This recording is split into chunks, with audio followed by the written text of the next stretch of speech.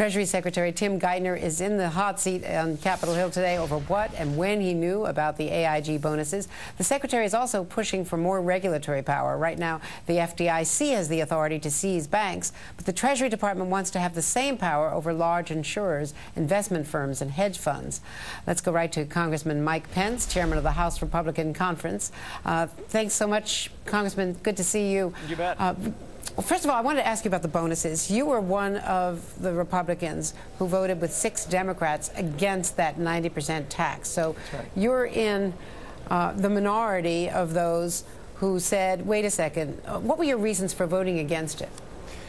Well, it wasn't because I wasn't outraged by the executive bonuses. You know, Andrea, I opposed these Wall Street bailouts from the very beginning. I feared that days like last week would come where we would see taxpayer dollars used for inappropriate reasons, and in this case, to pay millions of dollars in bonuses to executives at AIG. Republicans were outraged.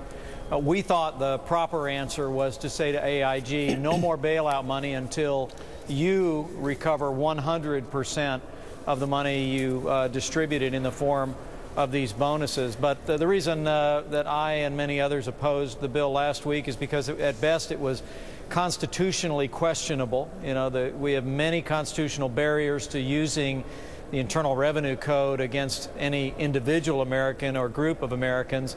And also, frankly, many of us saw it as a fairly transparent attempt by Democrats in Congress to divert attention away from the fact that a last-minute change in the stimulus bill, insisted on apparently by the administration, is what made these bonuses possible. But there, at the same time, were a lot of Republicans who went along with it. And what do you think the prospects are? We've heard already from Senator Grassley and other senators who support this as well, despite the questions of legality and despite the criticism from the top economic officials that this is really hurting private buy-in to the Treasury plan.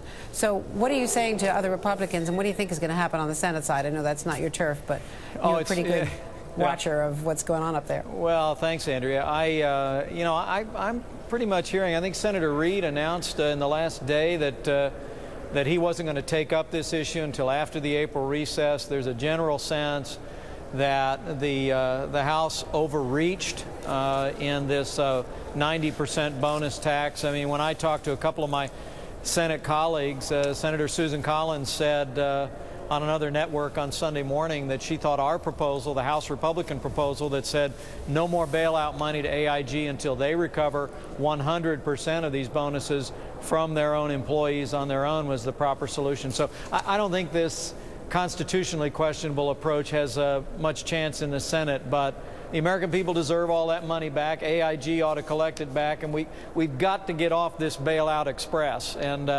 otherwise, we're going to continue to see these kind of consequences.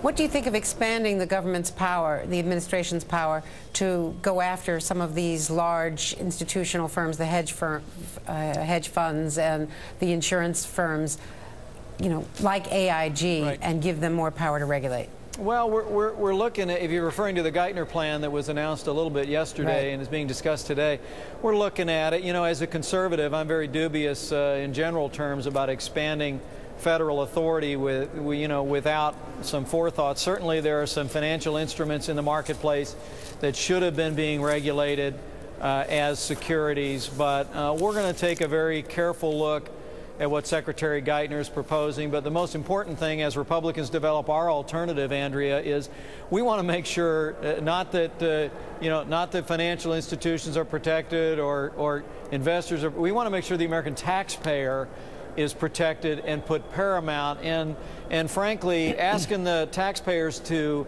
put most of the money in and then only get half of the potential profit that might come from these investments doesn't sound like a very good deal to many of us. So we're going to put taxpayers first. We're going to look at a proper use of government authority, and you're going to see a Republican alternative on the toxic asset liability fund in the coming days. What they say is that you need to have those incentives, those sweeteners, in order to get the buy-in. Well, but that's an awful lot of sweetener. You know, that's just about make you pucker. I mean, the idea that basically through loans and direct capital, the federal government's going to put up about 95 cents on the dollar That sounds, and while the private investors are going to end up getting, I think, 50% of the potential upside in the profits, again, we're willing to give the Geithner plan a fair look, but as Republicans develop our alternative for toxic assets, we're going to be making it a good deal for the American taxpayer paramount in the development of our proposal. All right. Congressman Mike Pence, the head of the Republican Conference, thank you very much for joining us today. Thank you. And developing